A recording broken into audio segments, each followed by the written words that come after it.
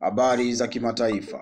UN yapunguza ufadhili wa misaada kwa Yemen, DRC na Somalia. Mwezi Januari mwaka 2025, Umoja wa Mataifa uliwasilisha ombi la dola bilioni 2.4 ili kuwasaidia watu milioni 10.5 katika nchi ya Yemen iliyoharibiwa na vita, huku ukikadiriwa kuwa watu milioni 19.5 ndio wanaohitaji msaada. Lakini kutokana na kupungua kwa ufadhili, shirika hilo la kimataifa na washirika wake wa misaada ya kibinadamu walianzisha vipaumbele vipya ili kuweza kuwasaidia angalau watu wenye uhitaji mkubwa.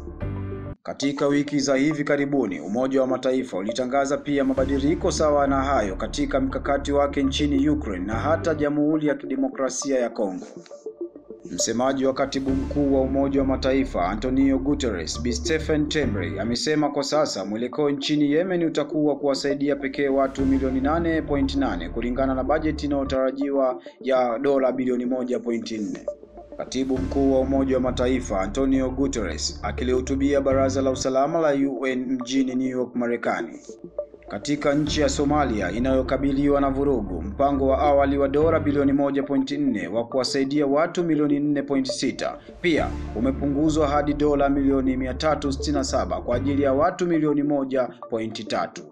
Akisisitiza kuwa hii haimaanishi kuwa kumekuwa na kupungua kwa mahitaji ya kibinadamu, Bi Tembrey amesisitiza kuwa kupungua kwa kiasi kikubwa cha ufadhili kumelazimishwa programu za misaada ya kibinadamu kupungua na hivyo kuyaweka maisha ya mamilioni ya watu kuwa hatarini kote ulimwenguni.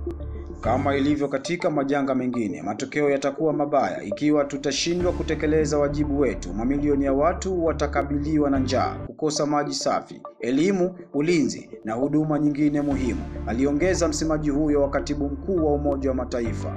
Mashirika ya Umoja wa Mataifa yanapunguza pia harakati zake za utendaji na wafanyakazi kote ulimwenguni, huku yakikabiliana na punguzo kubwa la mchango kutoka kwa nchi ya wanachama, hasa Marekani tangu aliporejea madarakani wa muhula wa pili Donald Trump.